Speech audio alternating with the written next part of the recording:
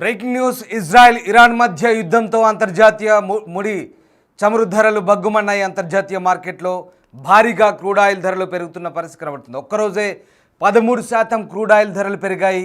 Barrel ధర $74 నుంచి $78లకు పెరుగుదల నమోదు చేసింది. $130 వరకు కూడా పెరగొచ్చని నిపుణులు అంచనా వేస్తున్నారు. అదే జరిగితే స్థానికంగా మనకు పెట్రోల్ ధరలు పెరిగే ఛాన్స్ కనిపిస్తుంది. యుద్ధ భయంతో బంగారం ధరలకు కూడా రెక్కలు వచ్చాయి. మళ్ళీ 10 గ్రాముల బంగారం ధర ₹1,00,000 దాటేసిన పరిస్థితి కనబడుతోంది. ఇక ప్రధానంగా స్ట్రైట్ ఆఫ్ హార్ముజ్ నుంచి ఇజ్రాయెల్ ఇరాన్ మధ్య దాడులతో మిడిల్ ఈస్ట్లో క్రూడ్ ఆయిల్ గేమ్ అయితే కనబడుతోంది. ఈ హార్ముజ్ జలసంధి నుంచే ఎక్కువగా చమురు సరఫరా అవుతుంది. ప్రతిరోజు ఇరాన్ దాదాపు 3.6 మిలియన్ల క్రూడ్ ఆయిల్ని ఉత్పత్తి చేస్తుంది. ఇక ప్రపంచ సరఫరాలో ఇది 3.3%గా చెప్తున్నారు. హార్ముజ్ జలసంధి దాదాపు 167 కిలోమీటర్లు ఉంటుంది. ప్రపంచంలో 3వ వంతు క్రూడ్ ఆయిల్ ఈ జలసంధి నుంచే రవాణా అవుతుంది. Saudi Arabia, Singapore, south Korea, Japan, India, China దేశాలకు ఈ మార్గం నుంచే క్రూడ్ ఆయిల్ రవాణా అవుతుంది. అయితే క్రూడ్ ఆయిల్ సరఫరాను ఇరాన్ ఆపేస్తే కనుక పెను సంక్షోభం మొదలయ్యే అవకాశం కనిపిస్తుంది. చైనా, యుఏఈ, భారత్కు ఇబ్బందులు తప్పవనే అంచనాలు వస్తున్నాయి. గల్ఫ్ దేశాలకు కూడా ఆయిల్ కష్టాలు తప్పేలా కనబడట్లేదు. మొత్తం మీద ఇరాన్పై ఇజ్రాయెల్ దాడుల వార్తలతో అంతర్జాతీయ మార్కెట్లో ముడి చమురు ధరలు బగ్గుమన్నాయి. బ్రెంట్ క్రూడ్ బ్యారెల్ ధర ఇక మార్కెట్లో ఒక దశకు 13% పెరిగి $78లకు చేరింది. 2022 మార్చి తర్వాత ఒకే రోజు చమురు ధరలు ఈ స్థాయిలో పెరగడం ఇదే మొదటిసారిగా చెప్తున్నారు. అప్పుడు ఉక్రెయిన్పై రష్యా దాడులు చమురు ధరలకు ఆజ్యం పోసాయి. తాజాగా ఇజ్రాయెల్ దాడులకు ప్రతీకారం తీర్చుకుంటామంటూ ఇరాన్ అత్యున్నత నేత ఖమేనీ చేసిన ప్రకటన ఆందోళనకు మరింత పెంచింది. ఆ తర్వాత కొంత తగ్గి $74.32 స్థాయికి బ్రెంట్ క్రూడ్ ధరలు దిగొచ్చాయి. బెంచ్ మార్క్ యుఎస్ క్రూడ్ కూడా 7% పెరిగి $73లకు చేరింది. మధ్యప్రాచ్యంలో ఉద్రిక్తతలు విస్తృతమైతే ముడి చమురు ధరలు బ్యారెల్కు $120 చేరుకోవచ్చని జేపీ మోర్గాన్ లాంటి సంస్థలు కూడా హెచ్చరిస్తున్నాయి. మోర్గాన్ స్టాన్లీ అయితే ఏకంగా $130 వరకు పెరగొచ్చంటూ అంచనా వేస్తోంది. చమురు ఉత్పత్తిలో ఇరాన్ ప్రపంచంలో 9వ స్థానంలో ఉంటే మిడిల్ ఈస్ట్లో సౌదీ అరేబియా తర్వాత 2వ అతిపెద్ద ఉత్పత్తిదారుగా కూడా చలామణవుతుంది. సో రకంగా ఇటు క్రూడ్ ఆయిల్ ధరలు పెరగడంతో డాలర్ మారకంతో పోలిస్తే రూపాయి విలువ కూడా బలహీనపడింది. 59 పైసలు బలహీనపడి 86.11 వద్ద స్థిరపడ్డ పరిస్థితి కనబడుతుంది. ఇరాన్ రాజధాని టెహ్రాన్పై ఇజ్రాయెల్ వైమానిక దాడులతో పశ్చిమాసియాలో నెలకొన్న ఉద్రిక్తతలతో అంతర్జాతీయంగా అమెరికా కరెన్సీ డాలర్ బలపడడం కూడా మన కరెన్సీపై ఒత్తిడికి లోనైంది. సో మొత్తం మీద అటు ముడి చమురు ధరలు భారీగా పెరిగే అవకాశం కనిపిస్తుంది. అంతర్జాతీయ మార్కెట్లో బ్రెంట్లో ఒక్కసారిగా క్రూడ్ ఆయిల్ ధరలు విపరీతంగా పెరిగిన పరిస్థితి కనబడుతుంది. ఇక ప్రధానంగా హార్ముజ్ జలసంధిని కనుక ఇరాన్ మూసివేస్తే కనుక ఖచ్చితంగా తిప్పలు తప్పవనే వాదనలు వినిపిస్తున్నాయి. ఈవెన్ ఆసియా కంట్రీస్కే కాదు గల్ఫ్ దేశాలకు కూడా ఆయిల్ కష్టాలు తప్పేలా కనిపించట్లేదు. మాట్లాడదాం. మనతో పాటు business analyst, senior journalist Nagendra Sai join అవుతున్నారు. నమస్తే నాగేంద్ర సాయి గారు. నమస్కారం. నాగేంద్ర సాయి గారు, ఇప్పుడు ఈ వార్ నేపథ్యంలో ప్రధానంగా ఇజ్రాయెల్ ఇరాన్ వార్ నేపథ్యంలో తొలుత 5% పెరిగాయి మొదటి రోజు, తర్వాత ఏకంగా 7% పెరిగాయి. అది కాస్త 13%కి ఒక్కసారిగా హైక్ అయిన పరిస్థితి. అంటే ఇట్లా పెరుగుతూ పోతూ వస్తున్నాయి. బ్రెంట్ మార్కెట్లో వాస్తవానికి క్రూడ్ ఆయిల్ ధరలు బ్యారెల్కి ఏకంగా $78లకు చేరుకున్న పరిస్థితి. ఇది ఇంకా ఎక్కడికి దారి తీయవచ్చు, ఎలాంటి పరిస్థితులకు ఇంకా ఉత్పన్నమే అవకాశాలు కనిపిస్తున్నాయి?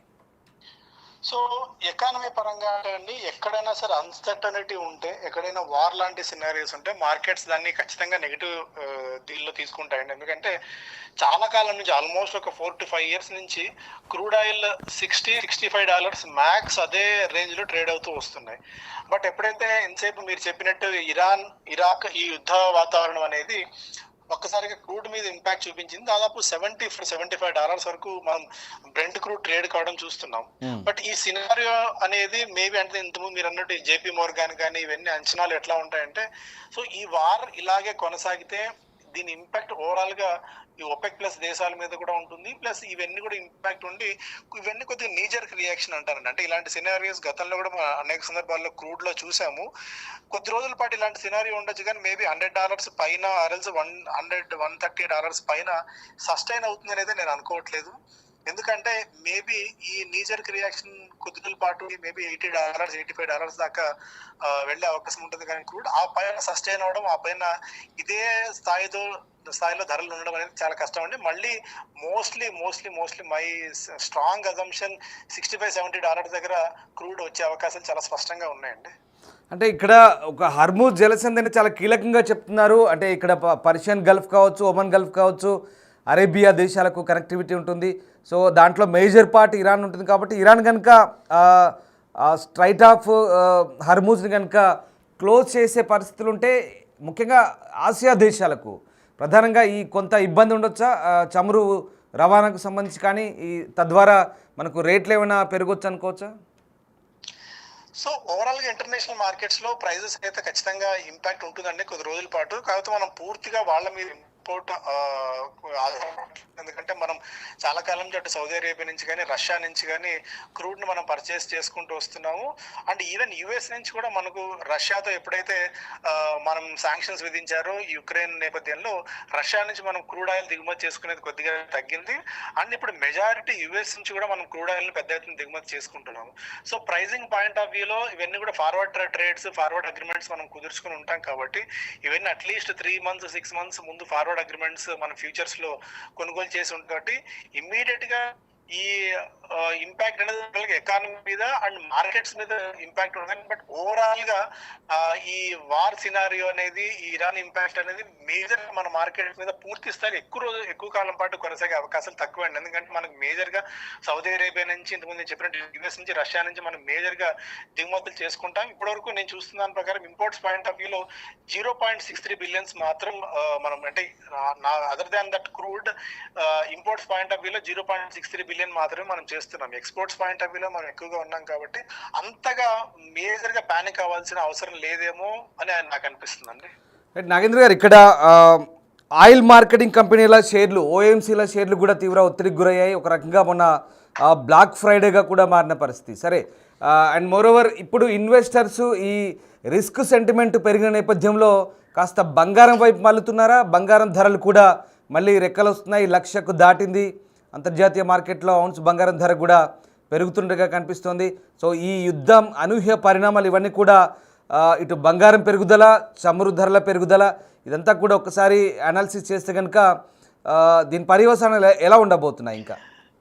సో ఇవన్నీ అంటే ఎక్కడ వార్ జరిగినా అండి ఇంటర్నేషనల్ మార్లో, అంటే మన దేశానికి ప్రత్యక్షంగా సంబంధం లేకపోయినా ఎక్కడ వార్ సినారియో జరిగినా పరోక్షంగా దట్టు మిడిల్ ఈస్ట్ కంట్రీస్ లో మెజారిటీ ఆఫ్ ది కంట్రీస్ అన్ని కూడా ఆయిల్ ఎక్స్పోర్ట్ కంట్రీస్ కాబట్టి ఖచ్చితంగా ప్రపంచం అంతా కూడా ఈ ఆయిల్ ధరలు పెరుగుతాయి. అండ్ మేజర్లీ మనం 91-92% వీఆర్ ఎనర్జీ క్రేవింగ్ కంట్రీ అండి. అంటే మనం మెజారిటీ మన ఇంపోర్ట్స్ అన్ని కూడా క్రూడ్ ఆయిల్ ఇంపోర్ట్స్, మన అవసరాలు చాలా తక్కువ ఇక్కడ మన దేశంలో మనం తీర్చుకునేది.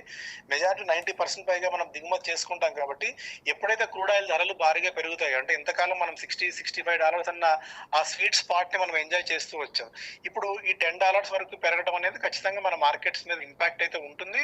కాకపోతే ఏంటి అంటే మన ఇప్పుడు అంటే గుడ్లు ధరలు పెరగడానికి కూడా one of the reason US లో ఎకానమీ బాగా వీక్ అవుతుందండి. అంటే ఎవరు మనం పట్టించుకున్న అంశం, పెద్దగా కాన్సన్ట్రేషన్ చేయడం అంశం ఏంటంటే యుఎస్ లో ఇన్ఫ్లేషన్ అనుకున్న దానికంటే పెరుగుతుంది. యుఎస్ లో గ్రోత్ ప్రాస్పెక్ట్స్ బాగా తగ్గుతున్నాయి. దానివల్ల డాలర్ బలహీన పడుతుంది. డొనాల్డ్ ట్రంప్ తీసుకున్న నిర్ణయాల వల్ల డాలర్ బలహీన పడుతుంది. పరోక్షంగా మన రూపాయి కూడా కొద్ది గొప్ప స్ట్రెంగ్ కావడం చూస్తున్నాం. అండ్ రీసెంట్ గా reserve bank of India 50 basis points తగ్గించడం, అంతకుముందు బడ్జెట్ లో దాదాపు ₹1,00,000 కోట్ల వరకు బెనిఫిట్ ఇచ్చే విధంగా ట్యాక్స్ ల్యాబ్ లో చేంజెస్ కావడం, ఇవన్నీ డొమెస్టిక్ కన్సంప్షన్ ని పెంచడానికి ప్రభుత్వం తీసుకుంటున్న అనేక చర్యల వల్ల మేబీ మార్కెట్స్ కొద్దిగా నీజర్ రియాక్షన్ తీసుకున్న లాంగ్ టర్మ్ పాయింట్ ఆఫ్ వ్యూలో మన మార్కెట్స్ కి వచ్చిన ఇబ్బంది అయితే ఏం లేదు. బట్ ఈ క్రూడ్ ఆయిల్ పెరగడం వల్ల ఇమీడియట్ గా టైర్ రిలేటెడ్ స్టాక్స్ లో కానీ, పెయింట్ రిలేటెడ్ స్టాక్స్ లో, and oil marketing companies and కొన్ని కెమికల్స్ రిలేటెడ్ స్టాక్స్ మీద అయితే ఖచ్చితంగా ఇంపాక్ట్ ఉంటుంది. ప్రస్తుతానికి వీటిని అవాయిడ్ చేసుకోవడం మంచిది. ఎందుకంటే గత కొద్ది కాలం నుంచి పెయింట్ రిలేటెడ్ స్టాక్స్ అంత గొప్పగా పర్ఫామ్ చేయట్లేదు. టైర్ రిలేటెడ్ స్టాక్స్ మేబీ ఏదైనా కరెక్షన్, ఇట్లాంటి టైంలో మంచి కరెక్షన్ వస్తే తీసుకోవచ్చు. ఈవెన్ ఇండిగో లాంటి stocks majority of the expenses అంతా కూడా వాళ్ళ ఏటీఎఫ్ మీద, అంటే ఏవియేషన్ టర్బైన్ ఫ్యూయల్ మీద ఆధారపడి ఉంటుంది. కాబట్టి ఒకవేళ ఇండిగో లాంటి స్టాక్స్ ఏదైనా మంచి కరెక్షన్లు దొరికితే ఇది తీసుకునే ఆపర్చునిటీ కూడా కావచ్చండి. రైట్. చివరిగా అంటే ఇప్పుడు ఒపెక్తో పాటు రష్యా కానీ, దాని మిత్ర దేశాలు కానీ, కొన్ని ఈ ఆయిల్ ఉత్పత్తి దేశాలు, ఆయిల్ ప్రొడ్యూస్ చేసి కంట్రోల్ ఈ కంట్రీస్ ఏవైతే ఉన్నాయో ఇవన్నీ కూడా అంటే ఇరాన్తో సమానంగా కూడా ఇవి ప్రొడ్యూస్ చేస్తున్నాయి కాబట్టి మనకు ఈ సరఫరాలో ఈ అంతరాల్లో పెద్ద తేడా ఏం కనిపించదా?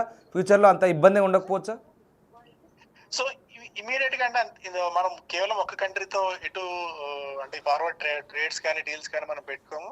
మెజారిటీ ఆఫ్ ది మనకు ఆప్షన్స్ ఉంటాయి కాబట్టి ఇంతకుముందే చెప్పినట్టు ఒపెక్ ప్లస్ దేశాలతో పాటు యుఎస్ అండ్ రష్యా నుంచి. సో ఒకవేళ ఏదైనా ఆపర్చునిటీ మనకు వస్తే తక్కువ ప్రైస్, అంటే ఇప్పుడు మన గతంలో కూడా రష్యా యుక్రెయిన్ యుద్ధ సమయంలో మనం రష్యాతో మిత్ర దేశంగా ఉన్నప్పుడు మార్కెట్ లో $60-65 అంటే మనకు $35-40 కి క్రూడ్ ఆయిల్ కూడా ఇచ్చిందండి. సో అందువల్ల ఒకవేళ ఇలాంటి సినారీస్ ఏమైనా ఉంటే మనకు తక్కువ కూడా ఆప్షన్స్ దొరికే ఛాన్సెస్ ఉన్నాయి. బట్ ఓవరాల్ గా ఎప్పుడైతే క్రూడ్ ఇంటర్నేషనల్ మార్కెట్స్ లో పెరిగిందో ఎకానమీ మీద ఖచ్చితంగా ఇంపాక్ట్ ఉంటుంది. దాన్ని మనం కొట్టిపారేయలేము. కొద్ది కాలం పాటు ఈ సబ్సిడైజ్ అయ్యేంత మార్కెట్స్ మీద అయితే ఇంపాక్ట్ ఉంటుందండి. సో క్రూడ్ వల్ల ఇమీడియట్ గా మనకు వచ్చిన ఇబ్బంది లేదు, ఎందుకంటే మనకు మల్టిపుల్ ఆప్షన్స్ కూడా ఆల్రెడీ ఉన్నాయి కాబట్టి. Exactly, yes. Thank you very much Nagendra గారు. Thanks for joining with us. ఇది మొత్తం మీద క్రూడ్ ఆయిల్ ధరలకు రెక్కలు వచ్చాయి. ఇరాన్ ఇజ్రాయెల్ వారు నేపథ్యంలో ఒక్కసారిగా ఈ ధరలు పెరుగుతున్నాయి. అంతర్జాతీయ మార్కెట్లో బ్రెంట్ దగ్గర క్రూడ్ ఆయిల్ ధర బ్యారెల్కు $78 చేరుకుంది ఒకనొక దశలో. ఇప్పుడు $74 ట్రేడ్ అవుతున్న పరిస్థితి కనబడుతుంది. ఇప్పుడు ప్రస్తుతం 7% హైక్తో క్రూడ్ ఆయిల్ ధరలు పెరుగుతున్నాయి. అయితే భారత్ లాంటి దేశాల్లో చమురు ధరలకు సంబంధించి పెద్దగా ఇబ్బంది ఉండకపోతే, అంటే అంతర్జాతీయ మార్కెట్లపై దీని ప్రభావం ఉంటుంది తాత్కాలికంగా. కానీ ఇరాన్తో సమానంగా మిగతా చమురు ఉత్పత్తి చేసే దేశాల నుంచి ప్రపంచ దేశాలకు చమురు సరఫరా అవుతుంది. ఓపెక్ దేశాలు అంటారు, ఆయిల్ ప్రొడ్యూసింగ్ దేశాలు ఇవన్నీ కూడా చమురు ఉత్పత్తి దేశాలు. దాంతోపాటు రష్యా కానీ కొన్ని పక్కన ఉక్రెయిన్ కానీ ఇలాంటి దేశాల నుంచి భారీగా చమురు ఉత్పత్తి అవుతుంది. ప్రపంచ దేశాలకు ముఖ్యంగా ఆసియా కంట్రీస్ కూడా ఇవన్నీ కూడా సరఫరా అవుతున్న పరిస్థితి. సో ఆ రకంగా బ్రెంట్ క్రూడ్ ధర 10% పైగా పెరిగింది. సో ఇది అంటే రష్యా ఉక్రెయిన్ వార్ తర్వాత ఇంతటి భారీ స్థాయిలో ధర పెరగడం అనేది ఇప్పుడు రికార్డుగా చెప్పవచ్చు. ఇరాన్ ఇజ్రాయెల్ మధ్య ఘర్షణ పెరగడంతో ఇంధనం పుష్కలంగా లభించే ఈ ప్రాంతం నుంచి రాబోయే రోజుల్లో సరఫరాలో కొంత తేడా వచ్చే అవకాశం ఉందని ట్రేడర్లు అయితే ఆందోళన వ్యక్తం చేస్తున్నారు.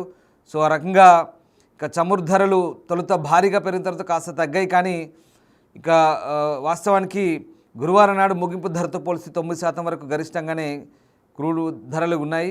ఇక అలాగే బ్యారెల్ $74.5 అంటే సుమారు 6,429 వద్ద ట్రేడ్ అయిన పరిస్థితి కనబడుతుంది. ఒకసారి అంటే దీనికి ఎందుకు ఎలాంటి పరిస్థితులు దారితీస్తాయో నేను మీకు వివరంగా చెప్తాను. ఉక్రెయిన్పై రష్యా ఆక్రమణ తర్వాత 2022 ప్రారంభంలో చమురు ధరలు గరిష్టంగా వెళ్ళాయి. ఆ సమయంలో అది క్రూడ్ బ్యారెల్ ధర $100 దాటింది ఒక బ్యారెల్. సో ఆ రకంగా ఇప్పుడు మళ్ళీ స్టాక్ మార్కెట్లకు కూడా కొంత ఇబ్బంది కలుగుతుంది. సురక్షితంగా భావించే బంగారం అలాగే స్విస్ ఫ్రాంకులు అయితే లాభపడ్డ పరిస్థితి కనబడుతోంది. సో ఆ రకంగా బంగారం ధర దాదాపు 2 నెలల గరిష్ట స్థాయికి చేరుకుంది. ఔన్స్ బంగారం 1.5% పెరుగుదలతో $3,423 ఎగిసిపడ్డ పరిస్థితి కనబడుతుంది. అయితే ఇక రాబోయే రోజుల్లో ఈ గొడవలు ఘర్షణలు ఇంత ప్రమాదకరంగా మారుతాయి కూడా ఇంధన ట్రేడర్లు చూస్తున్నట్టుగా తెలుస్తోంది. సో ఆ రకంగా పరస్పరం దాడులు అయితే కొనసాగుతున్నాయి. మధ్యప్రాచ్యంలో చమురు సరఫరాకు అంతరాయం కలిగించే అతిపెద్ద యుద్ధానికి కూడా దారితీయొచ్చని చెప్తున్నారు. ఒక రకంగా ఇరాన్లో చమురు ఉత్పత్తిని ఎగుమతి చేసే సౌకర్యాలు కనుక లక్ష్యంగా చేసుకుంటే బ్రెంట్ క్రూడ్ ధర $80 నుంచి $100, $120 కూడా వెళ్ళొచ్చనే అవకాశం చెప్తున్నారు. సో ఇక్కడ తాజాగా ఈ పెరుగుదలకు సంబంధించి ప్రస్తుతానికైతే కొన్ని ఆందోళన వ్యక్తం అవుతున్నాయి. ముఖ్యంగా ఇక్కడ ఒక అంశం మళ్ళీ మీకు చెప్తాను. హర్ముజ్ జలసంధి అంటారు. ఇది హర్ముజ్ జలసంధి, ఇది ప్రధానంగా రవాణా మార్గం. ఇది కనుక లక్ష్యంగా చేసుకుంటే ఇరాన్ చమురుకు ఒక్క రోజులోనే లక్షల బ్యారెల కొద్ది సరఫరాలో అంతరాయం కలిగే అవకాశం ఉంది. ఈ జలసంధి ప్రపంచంలోనే అత్యంత ముఖ్యమైన రవాణా మార్గాల్లో ఒకటి. ప్రపంచ చమురులో 5వ వంతు దీని గుండానే ప్రయాణిస్తుంది. హర్ముజ్ జలసంధి గుండా డజన్ల ట్యాంకర్లు వెళ్తూ వస్తుంటాయి. మిడిల్ ఈస్ట్లో ప్రధాన చమురు సహజవాయు ఉత్పత్తిదారులు అలాగే వాటి వినియోగదారులు ఈ ప్రాంతం నుంచి ఇంధనాన్ని రవాణా చేస్తుంటాయి. మిడిల్ ఈస్ట్ చమురు ఉత్పత్తులను ప్రపంచానికి ఏసియా, యూరప్, ఉత్తర అమెరికా ఎగువ ప్రాంతాలకు అనుసంధానించేదే ఈ జలసంధి. ఉత్తరాన ఇరాన్, దక్షిణాన ఒమన్, యునైటెడ్ అరబ్ ఎమిరేట్స్ హద్దులుగా ఉన్న ఈ హర్ముజ్ జలసంధి గల్ఫ్ను అరేమియా సముద్రంతో కలుపుతోంది. ఆ రకంగా హర్ముజ్ జలసంధి కనుక ఏదైనా ఇబ్బంది కనుక తలెత్తితే అక్కడి నుంచి ఈ చమురు రవాణాకు ఇబ్బంది అయితే కనుక కాస్త అంతరాయం కలగొచ్చు. పెట్రోల్, ఆయిల్, డీజిల్ ముడి చమురుకు ఏమన్నా డిస్టర్బెన్స్ అయితే కనుక ఆసియా దేశాలకు కొంత ఇబ్బంది కావచ్చు. సో ఏదేమైనా ఇజ్రాయెల్ ఇరాన్ వార్ వల్ల చమురు ధరలకు ఇప్పుడు కాస్త పైకి ఎగబాగే అంతర్జాతీయ మార్కెట్లో. తద్వారా కొంతమంది ఇన్వెస్టర్లు బంగారాన్ని సేఫ్గా భావించి బంగారంపై పెట్టుబడులు పెట్టడంతో బంగారం ధరలు కూడా పెరుగుతున్న పరిస్థితి కనబడుతుంది. కొంతమంది అటు స్విస్ ఫ్రాంక్పై పెడుతున్నారు. రకరకాలుగా పరిస్థితులు మారుతున్నాయి అంతర్జాతీయ మార్కెట్లో. కొంత ఇబ్బందికరమైన అంటే ఒడిదుడుకులకు లోనవుతున్న పరిస్థితి. మొత్తం మీద చమురుకైతే పూర్తి స్థాయిలో ఇబ్బంది లేదు. ఇరాన్ కాకపోయినా ఇరాన్తో సమానంగా ఉత్పత్తి దేశాలు చాలా ఉన్నాయి, అటు నుంచి కూడా వస్తాయి. కానీ రేటు మాత్రం ఒక హైక్ ఉంటుంది, ఖచ్చితంగా పెరిగిన పరిస్థితి కనబడుతుంది. భవిష్యత్తులో మళ్ళీ అది తగ్గే అవకాశం ఉంది, పెద్ద ఇబ్బంది లేదు. కానీ తాత్కాలికంగా రేట్లు అయితే ఇప్పుడు పెరుగుతున్న పరిస్థితి ఏకంగా 12-13% పెరిగిన పరిస్థితి కనబడుతుంది. మన భారత్ లాంటి దేశాల్లో దీని ఎఫెక్ట్ ఏ రకంగా ఉంటుందని ఇంకా తెలియాల్సి ఉంది. సో మొత్తం మీద ఈ వార్, ఇజ్రాయెల్-ఇరాన్ వార్ అనేది పెద్ద ఇంపాక్ట్ చూపిస్తుంది. వరల్డ్ ఎకనామీపై ఖచ్చితంగా ప్రభావం పడబోతుంది. ప్రధానంగా చమురు ధరలపైన దీని ఎఫెక్ట్ ఉండబోతుంది. దాని ద్వారా ఇటు బంగారం అలాగే మిగతా వాటిపై కూడా దీని ధరల ప్రభావం ఉండబోతుంది. ప్రపంచ స్టాక్ మార్కెట్లపై కూడా ఈ యుద్ధం ఎఫెక్ట్ చూపిస్తోంది.